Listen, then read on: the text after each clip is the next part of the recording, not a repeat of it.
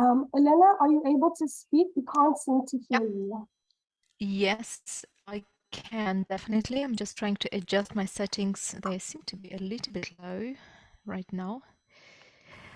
Can you hear me okay? Perfectly. Perfect. Okay, fantastic. All right. Well, everyone, welcome. This is an opportunity for us to celebrate the winners from some of our previous programs and introduce them to the team from Sage, who are here to offer feedback and celebrate your success with you. So we have two teams joining us today. And before we invite the teams to pitch their projects and to share their experiences, I wanted to invite somebody from Sage, perhaps Aaron, to say hi to everyone, or Sarah, just to welcome the teenagers who one day I know will be joining Sage as engineers and machine learning developers as well. Hi, everybody. My name's Aaron. I'm the Chief Technology Officer at Sage. And we could not be happier to have the chance to work with teens in AI. I think I've been involved in 4 or 5 hackathons now. Yes. And I've always come away from these hackathons very humbled by the energy, the enthusiasm, the intelligence of the young people who are involved, and with a renewed sense of just hope about what we can do in the future with this next generation of technologists. And I love that Elena said the next set of Sage AI engineers and machine learning engineers, because we truly hope that you'll take the experience you had with this hackathon, ride that energy into a career where you have a long-term impact on the world with what you bring. I know that I am a middle-aged white guy talking to you right now, but I also know that we won't succeed unless we have more women, more diversity, more not just gender and racial diversity, but different cultures, different backgrounds. And so really looking forward to seeing what you guys have come up with. I'm sure that I'm going to be impressed, and I'll ride the wave until the next hackathon after this. So thanks for having me. Thank you, Aaron. Always great to have you. I wanted to invite Sarah to say hi as well, if that's possible. Elena, thank you. Just echoing what Aaron said, thrilled to be here. Sage, I work on our Sage Foundation team, and we are so thrilled to be able to help support the partnership that Sage and Teens in AI have. Yeah, can't wait to see what you all present today. Thanks so much, Elena. Fantastic. Obviously, if anyone else would like to say hi from Sage, just so that the teens know who they're presenting to, you're very welcome to unmute your mics and say hi.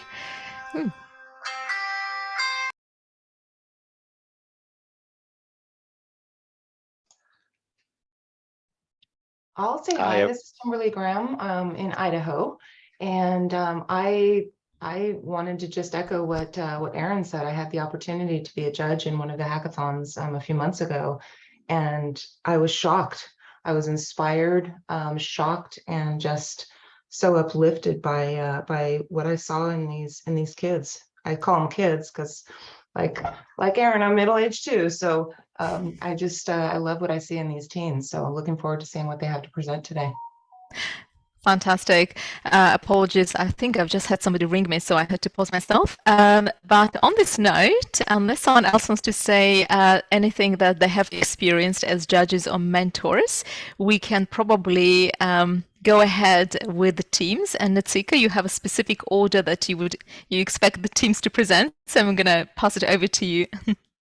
That's correct. Thank you so much, Elena. Oh, sorry. I know the team Unite from France would like to pitch first. That's Lilo and Julian. So if you're able to share your screen, please do so, or just check if you have the permissions to share your screen.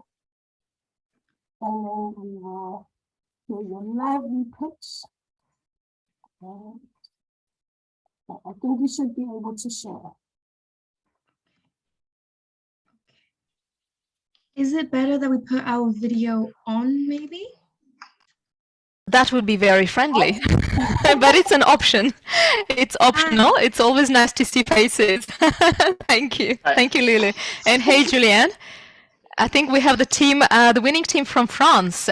So your pitch will be in English, but do please briefly introduce yourselves and how did you get to meet and what the hackathon experience was for you, and then do proceed with the pitch. Obviously, you will have a chance to also ask questions to Sage about anything really, but I know that there will be some questions prepared for you. So we'll probably have the pitch first, questions from the Sage, and then yourselves as well. But before we start, just a very brief intro, if you could just tell us a little bit about yourselves. Well, hi, my name is Lilou. I'm currently a first-year student at Sciences Po Paris, studying in Le Havre, so the Asia Pacific campus. And I did this hackathon last year, I think exactly a year ago, as it was introduced to me through the context of my high school, which is an international section in Paris. So yeah, that's where Julian and I met when we were students there. And yeah, that's a bit about me. What are you studying right now, Lulu? I'm studying political science, so humanitarian sciences in general, so political science, economics, history, and general like Southeast Asian and Central Asian cultures. Central Asian, oh, fantastic. I'm from Central Asia. I'll be so curious to learn what it is that you're going to be learning. Amazing. And what about Julianne? Hi, yes, can you hear me? Yes, we can. Okay, perfect. So we met in the high school, and that's how we got to doing the project. I'm currently studying in an engineering school in first year, and I aim to specialize in cybersecurity and work in that domain as a cybersecurity engineer. So, okay, yeah. That's amazing. That's fantastic. Julianne, thank you so much. Okay, it's over to you. Okay. Let's go. So, hello everyone, I'm Lilou. And I'm Julian. And today we're going to present to you our project, Unite. Now, in front of the climate crisis, we've all felt a great sense of powerlessness and wondered, what can I do? Hence, our problem concerns three major parts. First of all, the question of fake news, the question of privacy in people's private data, and of course, the climate crisis, hence concerning a universal population. So in this world where the smallest of our choices has a much larger impact than we could predict, whether it is when we buy some food in the grocery store, not knowing that it's imported from whatever country, or just taking the car every day, every one of our choices today has a much larger impact than we really realize. So our solution is really helping to become self-aware in regards to that. So that is what our application does. It sends us notifications, it sends us reminders, it sort of tracks us. And in that sense, it influences us. It also influences the companies to do better through this. And by doing this, we're providing a gamified experience. So with levels and the sort of competitivity aspect to it, all the while remaining completely good in regards to privacy and transparency. So our value proposition is really an application for all the little hummingbirds out there. So the technology behind the application would really be React Native for the application, as it's cheaper to build a hybrid app than it is to build two different separate ones. Heroku for scheduled tasks and Red Hat Cloud for storing all of the data, as well as the AI of application would be built using TensorFlow, either in Python or JavaScript. So this is a short video that kind of gives you an idea of what the app would look like. We unfortunately don't have time to run through it now, but I can show it to you later if you're interested. So the question of ethics comes up regarding AI, and for us, what's most important is that the client has all cards in hand in order to be able to control what is done with their data, and obviously have control over the deletion of their private data. So this concerns accessibility questions, security questions, and of course equality between all the users. We ideally try and target young and urban populations that will probably have a bigger use of this app. Our business model concerns a donation system, also regarding news articles to promote local businesses that we would support, and of course a Unite Plus version of the app. So in regards to our business model, we also have the different costs that we've estimated for applications. So the cost of servers upkeep per month would be around 70 to 300 euros. Bug fixes always cost a lot, as they're supposed to be very urgent. Transaction fees through the Play Store, and the initial cost of building, as well as advertising, but advertising goes very far.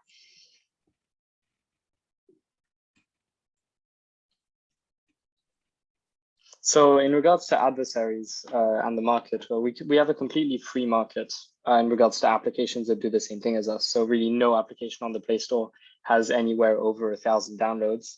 The one thing where we might have something in common with is Yuka. So you may have heard as Yuka is the application to which you scan your food to see if it's healthy or not. So we would like to offer a service that is similar to that one, which is scanning food to see how good it is for the environment or not.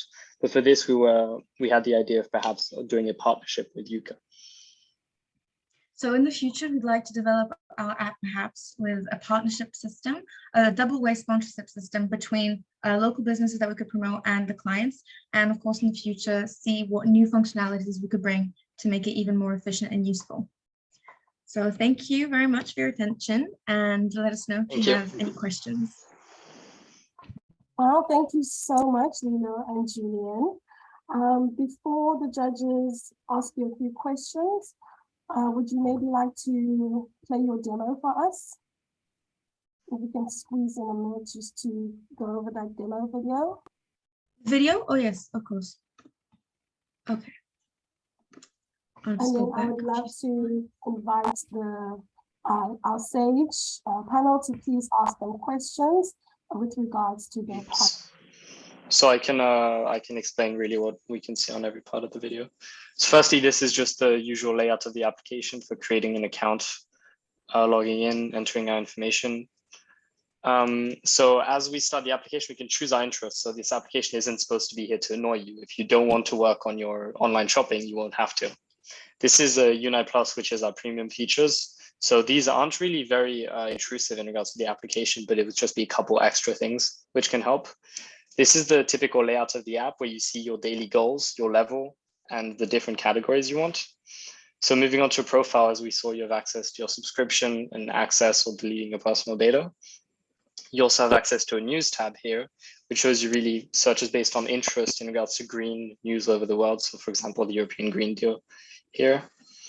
So moving over to the community tab now. So here we have access to different communities which are completely run by users, in which you can, for example, if you know a shop which sells clothes that are eco-responsible, you could, for example, share it in one of these groups.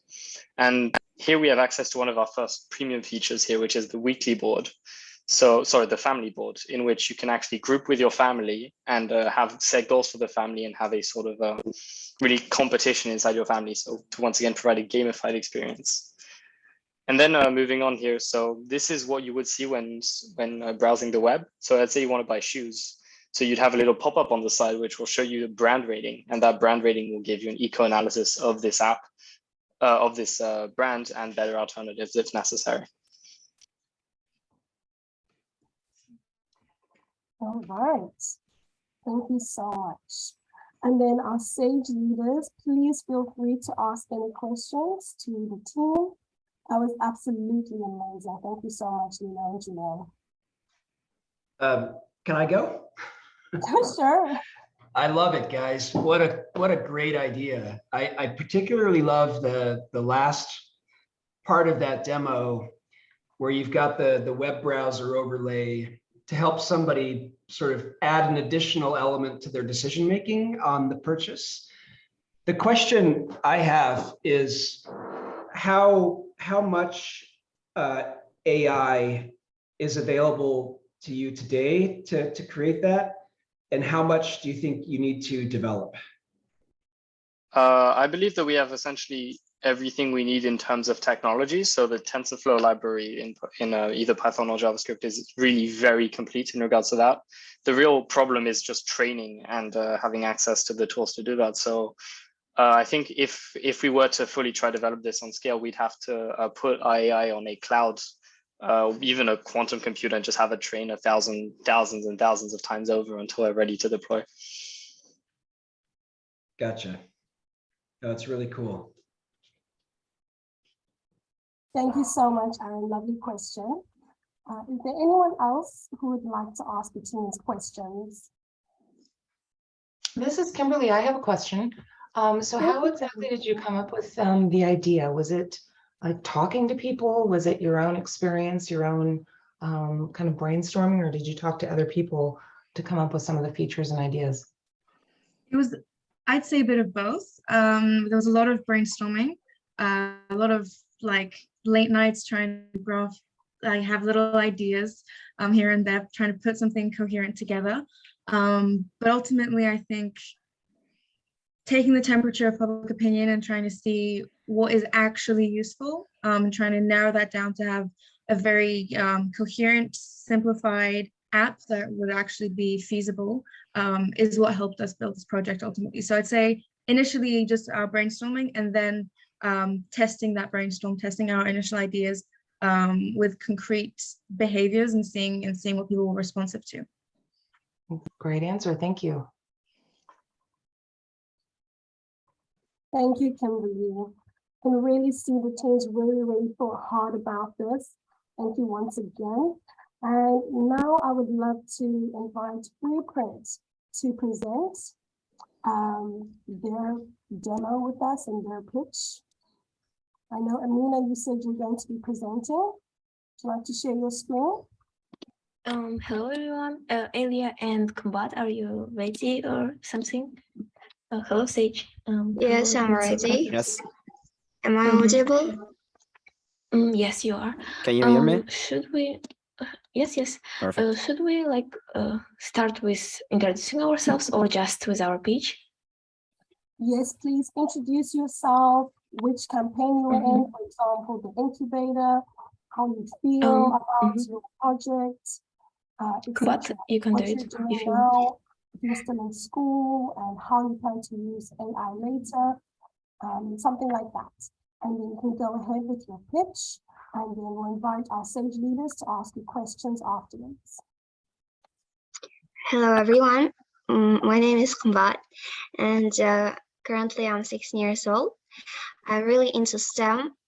I really like coding, and now I want to be a machine like engineer, and yeah, I want to start a club in my school. I study at Nazarbayev Intellectual School in Kazakhstan. So yeah, I really liked the hackathon. We participated in it, so we became a winner, and that's really great. Yeah. That's Hello, my name is Elia. I'm 17 years old, and currently I'm studying informatics on school. And I take a part of AI incubator this year, and it was a really good experience, and it elevates my skills, and it was fun. And hello, everyone. I'm Amina from Astana in Kazakhstan. I'm 15 years old, and I'm now currently studying in in school of only girls. And I really like programming. I really like working in AI, and I'm looking forward for becoming a good programmer, or I don't know, site developer or something. And yes, I met these two cool, special, cute people in this hackathon, I think in August. And yes, we're ready to pitch. Awesome. Can we start? Okay. What? Okay, so once upon a time, there was a mother and her children. Mother really loved and cared for her children. They grew up, but sadly, they started to hate her and hurt her feelings. Mother was so downhearted and ill. It's basically what's going on with our environment now. Mother Nature is suffering because of our actions, because of actions of her children. So the carbon dioxide that we produce is negatively affecting to the ecology, but don't worry, here are your savers, Team EcoStars. Our members are Combat, Amina, and Elia. And our main task is to increase social awareness and decrease the carbon footprint level. We did a survey and find out that 98% of people were really happy to use our app. So our solution is to make an app, and in our app will be integrated AI to raise ecological awareness and help people buy products with less CO2 footprint level. And here's our model of our app, Footprint Your Own Eco Corner. After signing up, you have a chance to scan your barcode or search any product you want to see how much CO2 they make. And the more CO2 you saved, you can see here, the more cashback you're making. Here, with the help of AI, you can scan your products or search in our database. And the trick is you can't just not pretend to buy a good product so you can receive more cashback. It will be certified with with the PayPal or with the Kaspi Bank, any payment apps. So you can't, lie to us. And then you can withdraw your cashback, donate your cashback, invite your friend or anything else. Then you're having a recycling corner where, I'm sorry, can you see it? Yes, a recycling corner where you can how much did you recycle. They will be certified too, and then you can get your certificates. That is really motivating young adults so they like certificates, and here's recycling history, your recycling map, and also in your profile you can have your volunteering experience where you can see your where you can set your photos, and that's a little social media in our app. Yeah. Oh my God. So we coded an easy AI integration using self-coding function and OpenAI Python, so we can easily develop the backend. Next. This is the ethics of our AI. We need to regulate markets so our app can be used everywhere. And for the user privacy in the app setting, there is some recommendation that can switch off. And we have a business model made with the help of our mentors, and you can check more about that after the speech. And this is our monetization model. For first, we got the money from commission, then from advancement and sponsorship. Moreover, we have a milestone.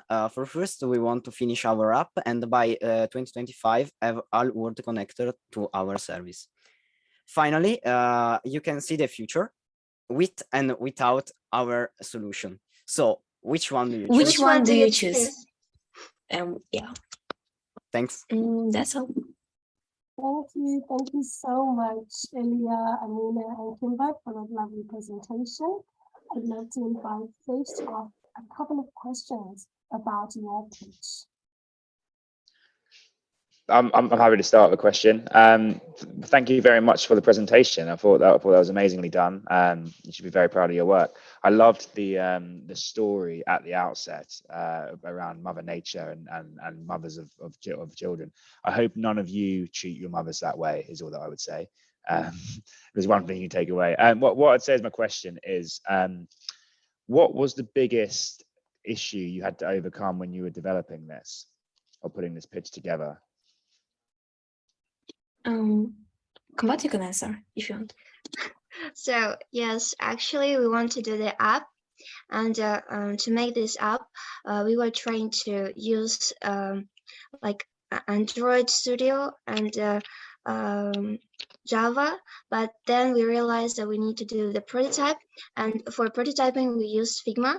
It took really a while, like a century, for us to make it, but I think that it's worth it. Yeah. Yeah, and I also want to add that it was kind of hard to come up with the idea that is original. Everyone wants to make a product footprint app or cashback app, but we want to make it like a special way with the volunteering, with the certificates, with the recycling, and what use. So. And then for the AI, we need to train. So we need much data as we can for all the brand CO2 emissions data, and even the description of brands. And what I'd say just on the differentiation point around everyone's doing everything in this space. I wouldn't try and necessarily try and be different. I just say speak to as many customers as you can and make sure you really understand what their needs are. And through that, the product will differentiate itself. Different customers have different needs. So the more customers you can speak to, the more you're going to have a product which really adds value to them and their lives. I agree. Thank you. Yes.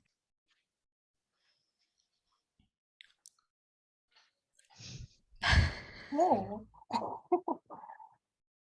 Any more questions?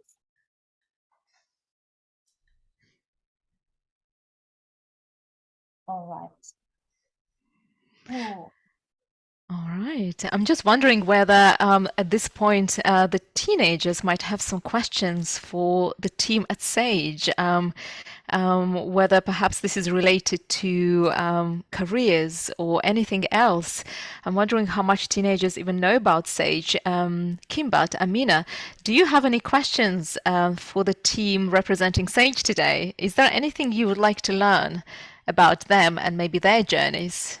Elia? Yes, I have a question.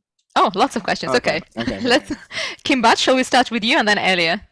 I have a question of how the coding work is organized in agency like Sage. Like, who is the workflow and yeah. Aaron, I think that question was for you. Yeah, I'm not sure I fully understood the question. Was it about how our AI workflows are? Yeah, or how the the technician of coding is going to work and the workflow. So we have a dedicated AI team at Sage, and we have AI engineers. We have data scientists, we have machine learning engineers, we have machine learning operations engineers in places really all over the world. And the way we organize ourselves is to create a platform that enables data scientists to do their experiments. So they have large amounts of data that are anonymized so that we don't see personal information, and data scientists can run lots of experiments to devise the best models for making predictions. We then create data pipelines that flow data from our products into training environments, and there will be any number of all of the popular ML stacks that you're probably already using. TensorFlow, for example, is very popular. And then we've automated the process of taking those machine learning models and putting them into production. In some cases, we will have models that are built one at a time for each customer.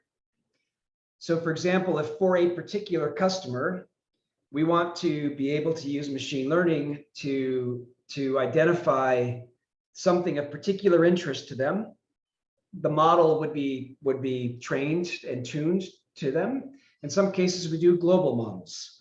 If I want to identify, an invoice, a receipt, right, those would all be done via global models. So I'm not sure if I fully answered your question, but we've got a dedicated team. We've got lots of environments and operations, and most of our customers are using some sort of AI that we've developed. That was complete. Thank you. Fantastic. I think Kimbat had a question as well. Oh, yeah. So how you think is our idea is realistic? Like, will it be hard for us if we wanted to make it real to, like code and use AI? So I mean, my view on this is that it's very doable.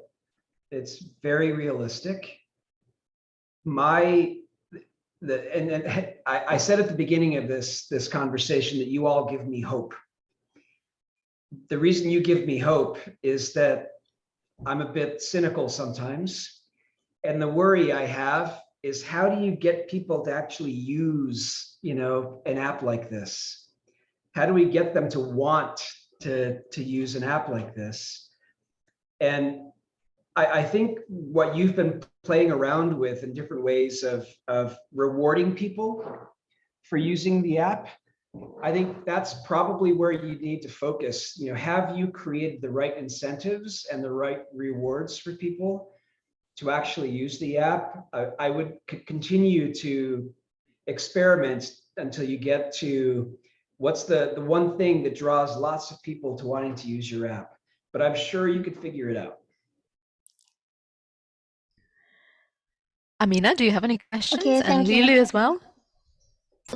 And yes, in our monetization plan, we're having a corner of sponsorships. And how exactly will we find sponsors for this eco thing? Because government doesn't have any money for us, I guess, or they are not really interested. And no one has any income from the eco ideas. It's more for our planet, not just for people. How can we find money? Wow, that's a great Chris. question. The way ideas like yours get funded is through either an incubator type program.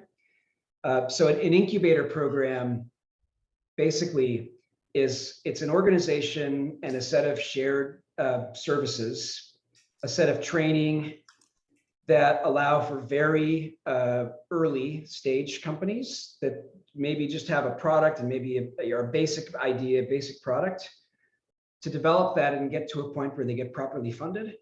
And at some point, there are various ways that companies like yours could get funding, either through venture capitalists, through private equity firms. But what you would need to do as a next step is take this idea and build a business plan. You already have a lot of the content that you would need to build a business plan. But that would be kind of the first step in getting to either joining an incubator or getting funding from a venture capitalists. The biggest thing you've got to do is generate some awareness for what you're doing, which I think you're already getting with teens and AI. So I think you've probably also illuminated an opportunity. There's probably a lot of great ideas from young people like you that aren't getting the level of funding that they should. And so perhaps we should have a hackathon in the future to figure out how do we get more funding to young people who are doing really cool things. Thank you so much. That was great, I think. Thank you so much. And just to build upon that, so yes, the incubators are a great route, but there's a whole ecosystem of organizations and individuals who do have money and do have time and space to invest, be that for kind of NGOs, so non-government organizations or charities, or even as a couple of people put in the chat, crowdfunding platforms. So where individuals have a real passion and disposable income to support something, they can do that through a crowdfunding platform. So your idea goes on there, they work with you to how to develop that idea so it does attract funding. And then that's in source from funders from all over the world, which really broadens your market as to where you can source funding from. My suggestion would also be to keep it simple and to prioritize. You've included lots and lots of amazing features in your app, but something where you can start with, and what would be the low-hanging fruit. But marketing and awareness, I think, you guys are very active on social media. So if your target audience is younger generation like yourselves, so I think that's probably where you may want to start and raise awareness. And then also, Amina Kimbat, you're based in Kazakhstan, and Kazakhstan startup ecosystem is thriving at the moment. There is a lot of investment, and there are a lot of young people, maybe a little bit older than you, who join incubators and they build their projects. We've had a couple of projects from Kazakhstan that actually went to pursue this, joining local incubators. who are supporting them. They've even managed to find some grant funding to continue working on their projects. So definitely explore and have a little Google and look around what's available in Kazakhstan. And Elia, maybe yourself as well in Italy. It might not be as developed where you might be. There are certain pockets of Italy where things are happening faster than others. Italy in general, they're super slow in terms of the startup ecosystem. They're a little bit slower than what's happening in Kazakhstan. And Kazakhstan is literally booming right now. But nonetheless, have a look what's happening in Italy. I know a couple of incubators that I can send you links for, and maybe this is where you can start. But there are a lot of people in Italy as well who would really support and jump on the opportunity of helping young people. So that was fantastic. Thank you. Lily, I know you're still on the call. Do you have any questions, either related to your project or just in general, because you're a first-year university student now? So maybe you have some questions related to something else. Feel free to ask them. Well, if I could change the topic slightly, I would be curious in asking you guys kind of the role and the place of women in work today, and how you feel like perhaps things have evolved in a positive light over the past couple of years, maybe past decade, and kind of getting a sense of how you guys have seen change or have not seen change. This is such a good question. I'm wondering, Sarah, Kimberly, Kusha, whether you would be interested in responding to that question. This is Kimberly. I can take this. Yes, please. So I actually started my career when being a woman in a professional environment was actually a challenge. There was, what I would consider like a boys' club and so forth. I have to say that I don't feel different. Well, how do I say this? So much has evolved in the workplace, and so much has evolved in organizations such as Sage, where through our DEI initiatives, through just all of the initiatives to really make it an equal environment. I don't have issues anymore. I don't view myself in my role because I'm a woman. I don't view myself as being limited because I am a woman. And so I am delighted to say that I lived through those issues, and I just don't see it anymore. With that said, as a woman, I would make sure as you proceed with your career that you look for organizations that are sensitive to that and that do promote, the initiatives that they have. But I do think that,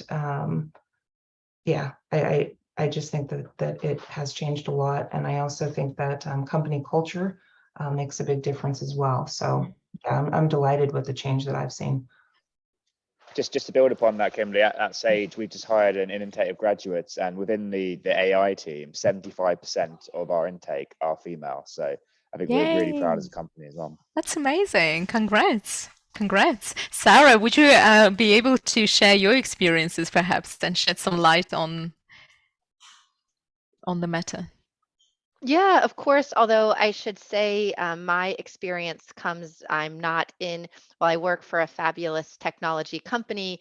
I sit within our corporate social impact function. And so, Lulu, my response is to that. But Chris Gallen, who's also on the call today, he and I work together, and we're just at a conference this week in Washington, D.C. And I can assure you that in the field that we work in, which is the corporations trying to make, so we sit on a joining side, probably a line side with the work that you are doing as teens to make an impact.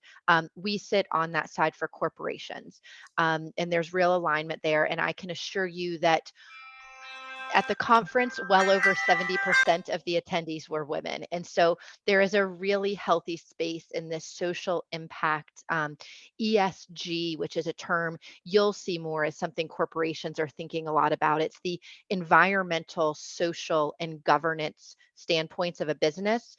And the reason we're starting to see more of it is that investors are asking. So if you tie back to the same types of investors that Aaron talked about, that Chris has touched on, there's starting to be some real alignment. So we are seeing that corporations are being called to do this. And again, it's a overwhelmingly females are making up more than half of that space, which hopefully is a positive for all of you to see. But yeah, some real alignment there. So it's just a really hopeful space, and I know you'll find the right one for you. Thank you very much for your answers. It actually makes me very relieved to see that there's actually a positive change happening. I remember going to one of the Women's Society forums, Economy and Society forums in Paris last year, and I think it was one of the first times that I was in a professional setting where there was a majority of women, especially a majority of women speaking, taking the stage and doing this public speaking, which is something that like is very inspiring. And I think it's very, very important for me to see women like you and to see successful women like you, to know that I'm not constrained by my gender and that it has nothing to do with my success. So for that. I have to add something here. There simply are not enough women in technology. The way for us to change that is to really make a concerted focus on the next generation.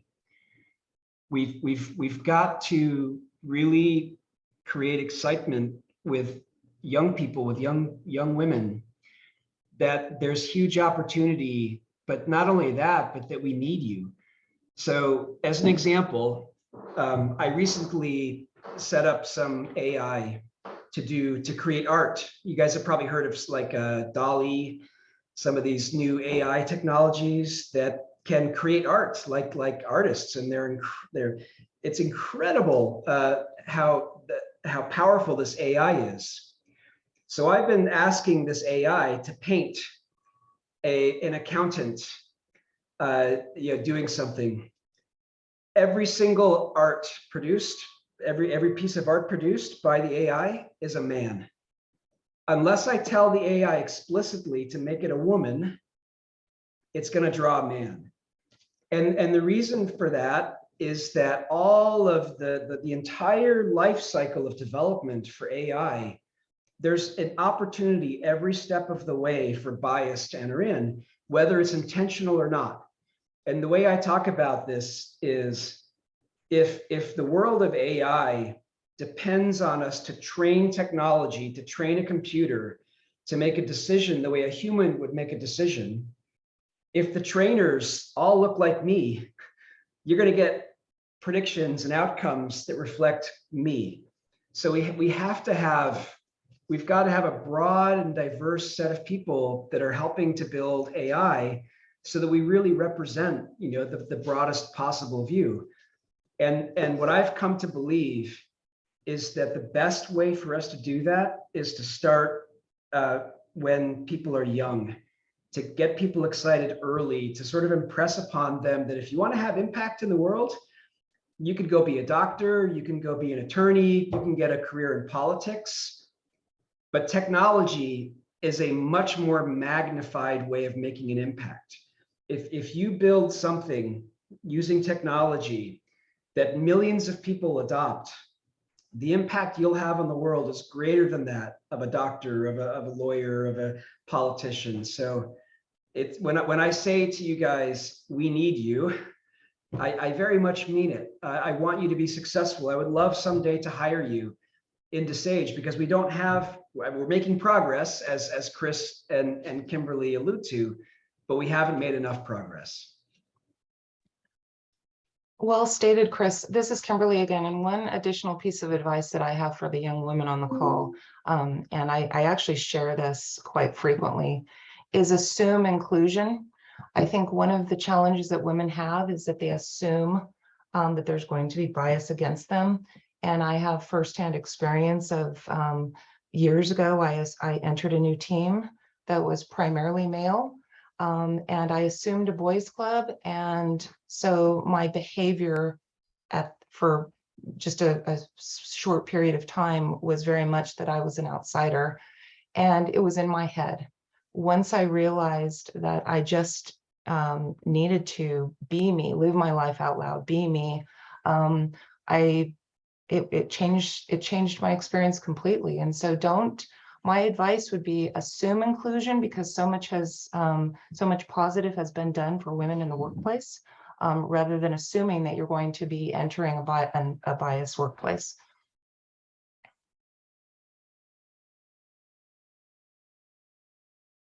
Thank you so much, Kimberly. This call has been extremely empowering, and I really hope the team is going to take the little nuggets of wisdom that we've gotten from our SAGE leadership team and really use it to better their products and continue to push for their products to be marketed. Thank you so much, SAGE, for joining us on this call today. It's been, I'm sure, a mind-blowing experience for our teams. I just want to double check before we close. Are there any last questions that you might have, teams?